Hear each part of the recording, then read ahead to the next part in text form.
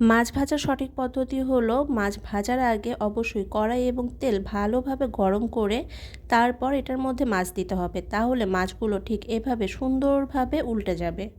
আজকে আমি তৈরি করব রুই মাছের ভুনা। তাই প্রথমে হালকা হলুদ মরিচ লবণ দিয়ে মেখে মাছগুলোকে সামান্য পরিমাণে ভেজে নিলাম।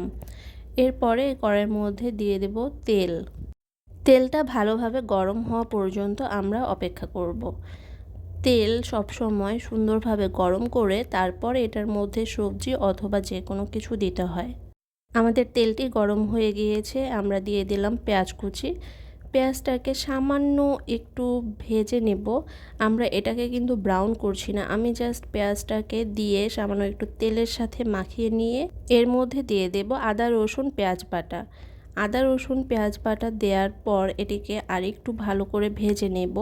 আমরা কিন্তু এটাকে গোল্ডেন ব্রাউন করব না বেরেস্তার মতো, বরং ব্রাউন হওয়ার আগেই এর মধ্যে দিয়ে দেব লবণ, কাঁচা মরিচ, হলুদ, মরিচ, জিরে গুঁড়ো। এরপরে মশলাটাকে সামান্য কিছুক্ষণ পেঁয়াজের সাথে গুঁড়িয়ে নিয়ে পানি দিয়ে কষিয়ে নেব। মাছ রান্না করার সময় অবশ্যই কষানোটা অ্যাভয়েড করা যাবে না। কষানোটা যত সুন্দরভাবে হবে আপনার মাছ রান্নাটা ঠিক ততটাই সুন্দর হবে।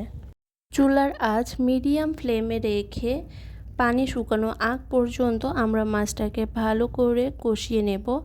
দেখবেন কষানোর এক পর্যায়ে মশলা এবং তেল আলাদা হয়ে এসেছে। যখন দেখতে পাবেন যে আপনার মশলা এবং তেল আলাদা হয়ে এসেছে, তখন বুঝতে হবে আমাদের মশলাটি কষানো সুন্দরভাবে হয়ে গিয়েছে।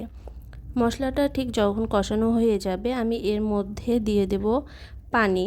আমরা যে পরিমাণে ঝোল রাখতে চাই ঠিক সেই পরিমাণ অনুযায়ী একটু বেশি পানি দিয়ে দেব।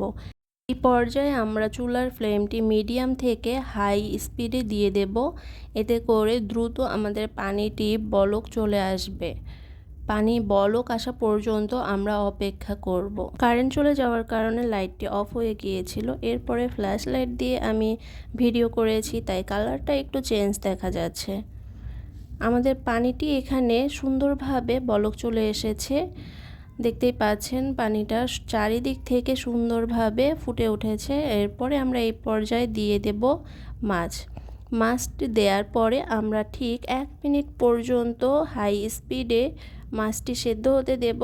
এরপরে মিডিয়াম হিটে দিয়ে রান্না করব ঠিক 12 থেকে 13 মিনিট।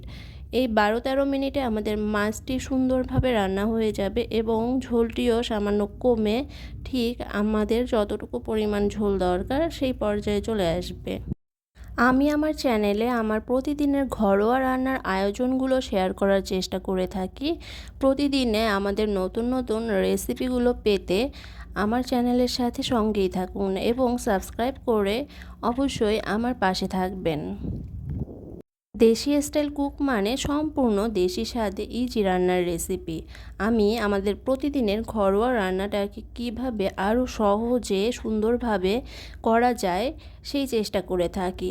আজকের মাছ রান্নাটা যারা পুরোটা দেখেছেন তারা অবশ্যই যদি এভাবে রান্না করে থাকেন তাহলে অবশ্যই আপনি রুই মাছের আসল স্বাদটি পেয়ে যাবেন। এরপর আমি আরেক দিন আলু দিয়ে রুই মাছের এই ঝোল তরকারিটি রান্না করে দেখাবো, সেটিও স্বাদে গুণে অসাধারণ।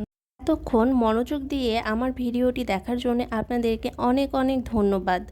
যারা আমার এই রেসিপিটি ফলো করে রান্না করতে যাচ্ছেন তারা অবশ্যই আমাকে কমেন্ট করে জানাবেন এবং আপনারা ঠিক কীভাবে রুই মাছের রান্নাটি করে থাকেন এবং কোন রেসিপিটি সবচাইতে বেশি পছন্দ আমাকে অবশ্যই কমেন্ট করে জানাবেন, যাতে আমিও এরকম কোনো রেসিপি দিয়ে আবার নতুন কোনো ভিডিও নিয়ে আসতে পারি। দেখতেই পাচ্ছেন আমাদের রুই মাছের তরকারিটি হয়ে গিয়েছে এবং আমরা চুলাটি বন্ধ করে দিয়েছি। চুলা বন্ধ করে দেওয়ার পরে ঠিক দেখা যাবে এরকমভাবে আস্তে আস্তে তেলগুলো উপরের দিকে উঠে চলে এসেছে। আশা করছি আমার রুই মাছের রেসিপিটি আপনাদের ভালো লেগেছে। ধন্যবাদ সবাইকে, ভালো থাকবেন। আল্লাহ হাফেজ।